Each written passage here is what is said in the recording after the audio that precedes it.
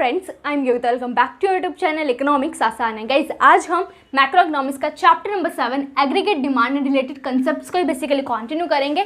इससे पहले हम पढ़ चुके हैं एग्रीगेट डिमांड क्या होता है, कंपोनेंट्स क्या होते हैं एग्रीगेट डिमांड के, और कैसे एग्रीगेट डिमांड कर्व बनता है। तो एग्रीगेट डिमांड के बारे में हम डिटेल में पढ़ चुके हैं। आज हम पढ़ेंगे एग्रीगेट सप्लाई के बारे में। सो गाइज, स्टार्ट करते हैं आज की क्लास और देखते हैं एग्रीगेट सप्लाई। तो बात करें एग्रीगेट सप्लाई तो इसको हम एएस से रिप्रेजेंट करते हैं। एग्रीगेट सप्लाई क्या होती है कि जो टोटल आउटपुट है इकोनॉमी का, उसको मैं बोल सकती हूँ ना एग्रीगेट सप्लाई, क्योंकि मैक्रो लेवल पर बात कर रहे हैं तो पूरी इकोनॉमी में जितना भी टोटल आउटपुट है दैट इज एग्रीगेट सप्लाई। तो प्रॉपर डेफिनेशन भी देख लेते हैं एक बार कि एग्रीगेट सप्लाई की डेफिनेशन क्या है। The money value of final goods and services, की जो फाइनल गुड्स एंड सर्विसेज है उसकी money value. Final goods and services क्या होते हैं, जिनको हम कंजम्पशन या फिर इन्वेस्टमेंट पर्पस के लिए यूज करते हैं। That all the producers are willing to supply, कि जितने भी प्रोड्यूसर्स है इकोनॉमी में वो विलिंग है सप्लाई करने के लिए in an economy in a given time period, that is aggregate supply. तो एग्रीगेट सप्लाई क्या है, मनी वैल्यू है किसकी, फाइनल गुड्स एंड सर्विसेज की, जो ऑल द प्रोड्यूसर जो है इकोनॉमी के विलिंग है सप्लाई करने के लिए एक गिवन टाइम पीरियड में, दैट इज एग्रीगेट सप्लाई। तो इन शॉर्ट में ये बोल सकती हूँ ना कि जो इकोनॉमी में पूरा टोटल आउटपुट है उसकी वैल्यू क्या है, बेसिकली एग्रीगेट सप्लाई है। अब यहाँ पे एक छोटा सा कंसेप्ट समझो जो हमने सर्कुलर फ्लो ऑफ इनकम में भी पढ़ा था, कि क्या होता है कि जो हाउस होल्ड होता है, ठीक है, और फर्म होती है। हाउस होल्ड क्या देता है फर्म को, फैक्टर सर्विसेज देता है, ये हमने पढ़ा था। क्या क्या फैक्टर सर्विसेज देता है, land, labour, capital and entrepreneur. और फर्म इन फैक्टर सर्विसेज का यूज करके क्या करता है, प्रोडक्शन करता है, किसका, गुड्स एंड सर्विसेज का। ये हमने पढ़ा था सर्कुलर फ्लो ऑफ इनकम में। अब देखो भाई, हाउस होल्ड ने फैक्टर सर्विसेज दी फर्म को, तो ऑब्वियसली बात है फ्री में तो कोई हाउस होल्ड अपनी सर्विसेज देगा नहीं, बदले में कुछ पेमेंट लेगा। तो फर्म क्या करती है, हाउस होल्ड को फैक्टर पेमेंट देती है। क्या क्या देती है, लैंड के बदले रेंट देगी, लेबर के बदले वेजेस, कैपिटल के बदले इंटरेस्ट देगी, और एंटरप्रेन्योर क्या अर्न करेगा, प्रॉफिट अर्न करेगा। तो अब ध्यान से समझो कि हाउस होल्ड ने क्या करा, अपनी फैक्टर सर्विसेज दी फर्म को, और फर्म ने इन फैक्टर सर्विसेज का यूज करके प्रोडक्शन करा।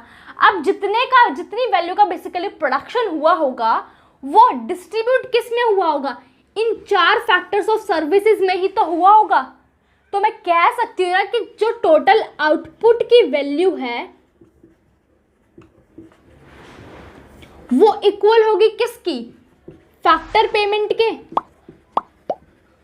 यस और नो, मतलब कि अगर 100 रुपए का प्रोडक्शन हुआ है तो वो 100 रुपए अल्टीमेटली किस में जाके डिस्ट्रीब्यूट होंगे, land, labour, capital and entrepreneur में तो होंगे, क्योंकि उन्होंने ही तो 100 रुपए का प्रोडक्शन करा होगा। तो जितना भी बेसिकली टोटल प्रोडक्शन होता है वो अल्टीमेटली डिस्ट्रीब्यूट होता है किस में, फैक्टर्स ऑफ प्रोडक्शन में। तो यहाँ पे एक कंसेप्ट को ध्यान से समझना कि एग्रीगेट सप्लाई क्या है, टोटल वैल्यू है किसकी, टोटल आउटपुट जो भी इकोनॉमी में है, तो वो डिस्ट्रीब्यूट किस में होगा, फैक्टर्स ऑफ प्रोडक्शन में ही होगा। तो जो फैक्टर्स ऑफ प्रोडक्शन की इनकम को जब मैं ऐड कर दूंगी तो वो इकोनॉमी की इनकम के बराबर आ जाएगी ना, नेशनल इनकम हम इसको बोल सकते हैं। तो एग्रीगेट सप्लाई जो वो नेशनल इनकम के इक्वल होती है। मतलब कि जब मैं लैंड का रेंट, लेबर की वेजेस, कैपिटल का इंटरेस्ट और एंटरप्रेन्योर का प्रॉफिट ऐड कर दूंगी तो वो मिलकर क्या बनेगा, नेशनल इनकम ही तो बनेगा। तो aggregate supply always equal to income. क्यों, क्योंकि जितने आउटपुट की वैल्यू होती है वो डिस्ट्रीब्यूट किस में होता है, फैक्टर्स ऑफ प्रोडक्शन में ही होता है, और वो इक्वल किसके होगा भाई, नेशनल इनकम के इक्वल होगा। ठीक है, तो ये कंसेप्ट जो है बहुत अच्छे से क्लियर हो गया होगा। इसलिए हम बोल सकते हैं कि एग्रीगेट सप्लाई जो है वो एग्जैक्टली इक्वल होती है किसके, नेशनल इनकम के। तो हमने यही सीखा भाई, एग्रीगेट सप्लाई क्या है, नेशनल इनकम के इक्वल होती है। क्यों होती है, क्योंकि जो टोटल वैल्यू होती है आउटपुट की वो डिस्ट्रीब्यूट होगी किस में, फैक्टर्स ऑफ प्रोडक्शन में, और फैक्टर्स ऑफ प्रोडक्शन की इनकम बेसिकली क्या, नेशनल इनकम ही है। ठीक है, पूरे नेशन की इनकम है। ठीक है, इसलिए जब हम नेशनल इनकम पढ़ रहे थे तो तुमने देखा होगा जब हम वैल्यू एडेड मेथड से नेशनल इनकम निकाल रहे थे तब भी वैल्यू सेम आ रही थी। ठीक है, और जब हम इनकम मेथड से निकाल रहे थे तब भी वैल्यू सेम आ रही थी। क्यों, क्योंकि जितना भी प्रोडक्शन होता है उतनी ही बेसिकली इनकम जनरेट होती है ना इकोनॉमी में, तो वैल्यू जो है वो सेम ही आती थी। तो इसलिए हम बोल सकते हैं aggregate supply is equal to the national income. ठीक है, अगर मैं बात करूं नेशनल इनकम की, जिसको हम वाई से रिप्रेजेंट करते हैं, अब जो मेरी इनकम है या तो मैं कुछ कंज्यूम करूंगी या फिर मैं सेव करूंगी। तो हम अपनी इनकम को या तो हम कंजम्पशन पर्पस के लिए यूज़ करते हैं या सेविंग पर्पस के लिए यूज़ करते हैं। इन दो के अलावा हम कहीं यूज़ नहीं करते, है ना। तो हम या तो इनकम को क्या करेंगे, कंजम्पशन करेंगे, कंज्यूम करेंगे कुछ गुड्स एंड सर्विसेज खरीद कर, या फिर हम उसको सेव करेंगे। कंजम्पशन को सी से रिप्रेजेंट करते हैं और सेविंग को एस से रिप्रेजेंट करते हैं। ठीक है, तो इनकम को या तो हम कंज्यूम करते हैं या फिर सेव करते हैं। तो हम बोल सकते हैं कि इनकम बेसिकली क्या है, कंजम्पशन प्लस सेविंग है। एएस के स्केड्यूल से हम इसको समझते हैं। एग्रीगेट सप्लाई का स्केड्यूल देखते हैं। तो गाइस बात करें, इनकम ले रही हूँ मैं, इनकम वाई से रिप्रेजेंट करते हैं, कंजम्पशन सी से रिप्रेजेंट करते हैं, सेविंग एस से रिप्रेजेंट, और एग्रीगेट सप्लाई क्या है भाई, बेसिकली नेशनल इनकम ही है। या तो हम कंज्यूम करते हैं इनकम को या फिर सेव करते हैं। तो सी प्लस एस क्या है, एग्रीगेट सप्लाई है।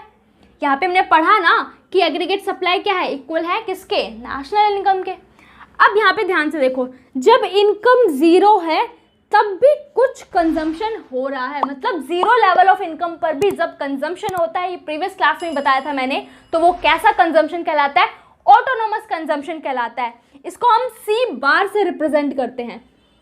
ऑटोनोमस कंजम्पशन क्यों कहलाता है, क्योंकि इस पर इनकम का कोई इफेक्ट नहीं पड़ रहा। ठीक है, इंडिपेंडेंट है इनकम से। क्यों भाई, क्योंकि जीरो लेवल ऑफ इनकम पर भी मैं कंजम्पशन कर रही हूँ, मतलब कि कुछ मिनिमम लेवल ऑफ कंजम्पशन तो होगा ही ना। सर्वाइवल के लिए कुछ ना कुछ कंजम्पशन तो करना पड़ेगा, नेसेसिटी गुड्स तो खरीदने ही पड़ेंगे। तो जीरो लेवल ऑफ इनकम पर भी कुछ ना कुछ क्या होता है, कंजम्पशन होता है। अब वो कंजम्पशन कहाँ से मेट होगा, हमारे जो पास सेविंग्स है या फिर मैं एसेट्स को सेल करके या बोरिंग्स लेके, मतलब इस कंजम्पशन को तो फुलफिल करूंगी। तो मिनिमम लेवल ऑफ कंजम्पशन तो हम करेंगे, इसलिए जीरो लेवल ऑफ इनकम पर भी 40 का क्या हो रहा है, कंजम्पशन हो रहा है, जिसको हम सी बार ऑटोनोमस कंजम्पशन कहते हैं। तो अगर बात करें भाई, इनकम जीरो है फिर भी मैं 40 का खर्चा कर रही हूँ, तो सेविंग कितनी हो जाएंगी भाई, सेविंग मान लो सेविंग से मैंने क्या करा भाई, 40 रुपीज़ निकाले, तो सेविंग मेरी माइनस में चली गई, तो -40 सेविंग हो गई। एग्रीगेट सप्लाई क्या होता है भाई, सी प्लस एस होता है। कंजम्पशन 40 का है, सेविंग -40 की है, तो आपस में कट जाएंगे, बेसिकली जीरो हो जाएगा। तो जीरो लेवल ऑफ इनकम पर सप्लाई भी कितनी है, जीरो है। भाई कुछ प्रोडक्शन ही नहीं हुआ तो फिर इनकम किस बात की मिलेगी, फैक्टर्स ऑफ प्रोडक्शन को, है ना। तो इसलिए जीरो लेवल ऑफ इनकम पर एग्रीगेट सप्लाई भी जीरो है। तो इसलिए हमने यहाँ पे ये कहा है भाई एएस जो है वो इक्वल होता है किसके, नेशनल इनकम के। क्लियर हुआ इतना। देन बात करें, जब 100 इनकम है, कंजम्पशन अभी भी इनकम से ज़्यादा हो रहा है 120, क्यों, क्योंकि अभी भी बेसिकली क्या है कि इनकम से ज़्यादा कंजम्पशन क्यों हो रहा है, क्योंकि अभी भी उसकी जो मिनिमम सर्वाइवल की नीड्स है जो वो फुलफिल नहीं हो रही है, अभी भी वो डिस सेविंग्स कर रहा है। ठीक है, कि अपनी सेविंग से उसने 20 रुपीज़ निकाले होंगे, क्योंकि 100 - 120 करेंगे तो इनकम से ज़्यादा 20 रुपीज़ खर्चे करें ना, तो सेविंग जो है वो हमारी माइनस में चली गई। ठीक है, एग्रीगेट सप्लाई क्या आएगा भाई, कंजम्पशन प्लस सेविंग, 120 प्लस -20 क्या आएगा, 100 आएगा भाई। इनकम के इक्वल आया एग्जैक्टली। देन बात करें 200 इनकम है, कंजम्पशन भी 200 का, मतलब जितनी इनकम है उतना ही कंजम्पशन हो रहा है, सेविंग हो गई जीरो, कुछ भी सेव नहीं हुआ, तो सेविंग हो गई जीरो, और एग्रीगेट सप्लाई क्या आ जाएगी, कंजम्पशन प्लस सेविंग 200। अब यहाँ पे ध्यान से देखो, जब हमारी इनकम इक्वल होगी कंजम्पशन के, इसके बाद क्या होगा, सर्टेन लेवल आ गया कि अब क्या होगा, जो हमारी नीड्स है वो सेटिस्फाई हो रही हैं, तो हम स्टार्ट कर देंगे अब सेविंग करना। तो जब इनकम 300 है, मैं कंजम्पशन कर रही हूँ 280 का, और सेव कितना करा होगा, 300 - 280 20 का। एग्रीगेट सप्लाई कितना आएगा भाई, 300 280 + 20, 400 इनकम है, 360 का कंजम्पशन हो रहा है, 40 सेविंग हो रही है, एग्रीगेट सप्लाई होगी 400। 500 इनकम है, 440 हमारी क्या है, कंजम्पशन है, 60 सेविंग हो रही है, 500 क्या आ गई, एग्रीगेट सप्लाई। 600 इनकम है, 520 क्या है, कंजम्पशन हो रहा है, 80 सेविंग हो रही है, 600 आ गई हमारी एग्रीगेट सप्लाई। तो तुम ध्यान से देखो भाई, इनकम जितनी है उतनी ही एग्रीगेट सप्लाई है, क्योंकि जितना बेसिकली आउटपुट होगा उसकी वैल्यू हुई तो अल्टीमेटली डिस्ट्रीब्यूट होगी फैक्टर्स ऑफ प्रोडक्शन में, और उनकी जब फैक्टर्स ऑफ प्रोडक्शन की इनकम को ऐड कर दूंगी तो नेशनल इनकम ही तो बनेगी। तो aggregate supply is equal to the national income. ठीक है, अब यहाँ पे ध्यान से देखो, इनकम क्या हो रही है मेरी, इंक्रीज होती जा रही है, इनकम के साथ साथ हमारा कंजम्पशन भी इंक्रीज होता जा रहा है, क्योंकि इनकम और कंजम्पशन में क्या होता है, पॉजिटिव रिलेशन होता है। जैसे जैसे इनकम बढ़ेगी कंजम्पशन भी बढ़ेगा, बट जो जितने प्रपोर्शन से इनकम बढ़ती है उतने प्रपोर्शन से कंजम्पशन नहीं बढ़ता। क्यों नहीं बढ़ता? क्योंकि हमारे जो एक सर्टेन लेवल के बाद हम क्या कर देते हैं, बेसिकली सेविंग करना स्टार्ट कर देते हैं। कि पहले तो हमारे भाई इनकम जीरो थी तब भी हम कंजम्पशन करते थे 40 का, फिर भी इनकम से ज़्यादा कर रहे थे, फिर इनकम के बराबर आ गया, अब सर्टेन लेवल हमारा आ गया, जिसके बाद हमने क्या करा, सेविंग करना स्टार्ट कर दिया। तो हमारी सेविंग क्या होती है, पहले नेगेटिव में होती है, देन जीरो हो जाती है, क्योंकि यहाँ पर इनकम जो है इक्वल हो जाती है कंजम्पशन के, एंड देन पॉजिटिव में आ जाती है हमारी सेविंग, क्योंकि वो एक लेवल आ गया जब कंज्यूमर सेविंग करना स्टार्ट कर देगा, क्योंकि उसकी नीड जो है सेटिस्फाई हो रही है। ठीक है, तो हम क्या करेंगे, सेविंग करना स्टार्ट कर देंगे। अब ये तो पता ही भाई C+S जो है एग्जैक्टली इनकम के इक्वल निकल के आया है, क्योंकि जितना एग्रीगेट सप्लाई की वैल्यू होगी उतनी इनकम जनरेट होती है इकोनॉमी में। अब इसको प्रेजेंट करते हैं, एक्स एक्सिस पे ले लूँ मैं इनकम इन रुपी करोड्स में, वाई एक्सिस पे ले लूँ मैं कंजम्पशन एंड सेविंग इन रुपी करोड्स में। इकोनॉमी की बात हो रही है तो रुपी करोड्स में बेसिकली हम वैल्यू ले रहे हैं।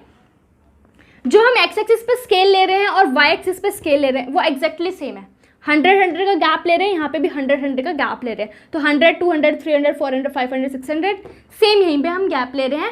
वाई एक्सिस पे भी 100 200 300 400 500 600। ठीक है, क्योंकि एक्स एक्सिस पर और वाई एक्सिस पर हमने जो स्केल लिया वो एग्जैक्टली सेम है, और मैंने बताया भी एग्रीगेट सप्लाई जो वो एग्जैक्टली इनकम के भी सेम होती है।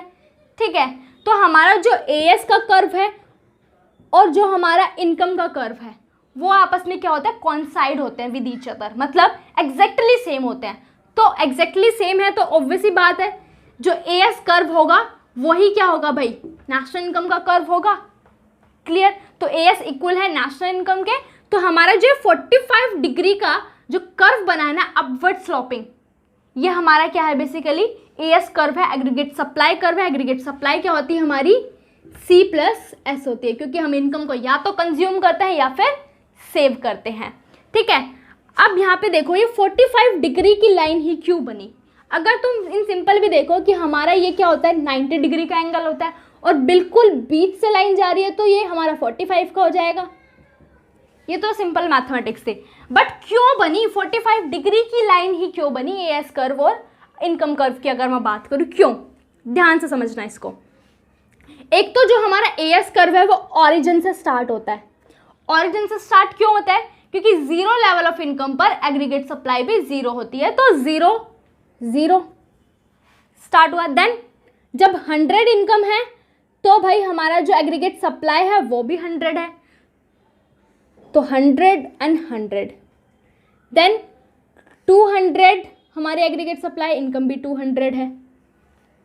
तो अब यहाँ पे तुम ध्यान से देखो, जो हमारा हॉरिजॉन्टल डिस्टेंस है और जो वर्टिकल डिस्टेंस है वो एग्जैक्टली सेम है। मतलब यहाँ से भी हम 100 का गैप ले रहे हैं, यहाँ से भी 100 का गैप ले रहे हैं, यहाँ से भी 200 का गैप ले रहे हैं, यहाँ से भी 200 का गैप ले रहे हैं, क्योंकि हमने एक तो x axis and y axis पर स्केल सेम लिया है, और ऊपर से जो हमारा हॉरिजॉन्टल और वर्टिकल डिस्टेंस है वो भी हर पॉइंट पर सेम है। इसलिए जब हम इन पॉइंट्स को ज्वाइन करते हैं हमारी बिल्कुल स्ट्रेट लाइन अपवर्ड स्लोपिंग क्या बनती है, एग्रीगेट सप्लाई और नेशनल इनकम कर्व बनता है। अब ये भाई अपवर्ड स्लोपिंग क्यों बन रहा है, ऑब्वियस बात है इनकम क्या हो रही है, इंक्रीज हो रही है ना हमेशा 100 से, तो स्ट्रेट लाइन कर्व बना है हमारा एग्रीगेट सप्लाई और नेशनल इनकम का कर्व। क्लियर हुआ इतना? सो गाइस ये हमने पढ़ा था एग्रीगेट सप्लाई के बारे में, एक बार रिवाइज कर लेते हैं। एग्रीगेट सप्लाई की बात करें तो मनी वैल्यू होती है फाइनल गुड्स एंड सर्विसेज की, जो भी इकोनॉमी में प्रोड्यूसर्स हैं सारे के सारे क्या हैं, विलिंग है सप्लाई करने के लिए गिवन टाइम पीरियड में, that is aggregate supply. Aggregate supply national income के इक्वल क्यों होती है, क्योंकि जितनी वैल्यू होती है आउटपुट की अल्टीमेटली वो डिस्ट्रीब्यूट होते हैं फैक्टर्स ऑफ प्रोडक्शन में, और फैक्टर्स ऑफ प्रोडक्शन की जब हम इनकम को ऐड करेंगे तो वो नेशनल इनकम ही होती है। ठीक है, इन सिंपल भी अगर हम बात करें, जब हम बात करते हैं नेशनल इनकम की तो क्या होती है कि जितने भी गुड्स एंड सर्विसेज हैं उसकी मॉनेटरी वैल्यू ही तो कहलाती है नेशनल इनकम, और वो मनी वैल्यू ही अल्टीमेटली फैक्टर्स ऑफ प्रोडक्शन में डिस्ट्रीब्यूट होती है, तो हम बोल सकते हैं aggregate supply is equal to the national income. Then बात करें कंपोनेंट्स क्या है एग्रीगेट सप्लाई के, कि इनकम को या तो हम कंज्यूम करते हैं या फिर सेव करते हैं। एएस शेड्यूल के थ्रू हमने समझा कि भाई जीरो लेवल ऑफ इनकम पर एग्रीगेट सप्लाई भी जीरो होती है। क्यों? क्योंकि जो हमारा कंजम्पशन है वो अल्टीमेटली हम किससे मैट कर रहे हैं, सेविंग से, पास्ट सेविंग से कर रहे हैं। तो हमारा ऑटोनॉमस कंजम्पशन होता है और सेविंग नेगेटिव में होती है। ठीक है, जैसे जैसे इनकम बढ़ती जाएगी वैसे वैसे कंजम्पशन भी बढ़ता जाएगा और सेविंग भी हमारी नेगेटिव से 0 पॉजिटिव में आ जाएंगी। ठीक है, एंड बात करें एग्रीगेट सप्लाई की तो एग्जैक्टली इक्वल होता है इनकम के। हमने उसको कर्व पर रिप्रेजेंट करा कि हमारा जो कर्व बनता है एएस का और नेशनल इनकम का वो कोइंसाइड होता है ईच अदर, और क्या बनता है ओरिजिन से स्टार्ट होकर 45 डिग्री का बनता है। क्यों बनता है? क्योंकि जो हमारा स्केल है वो सेम है और जो हमारा हॉरिजॉन्टल और वर्टिकल डिस्टेंस है वो भी हर पॉइंट पर सेम है, इसलिए हमारा जो कर्व बनता है वो स्ट्रेट लाइन कर्व बनता है। ठीक है, सो गाइज आज के लिए इतना ही, मिलते हैं नेक्स्ट क्लास में। Thank you.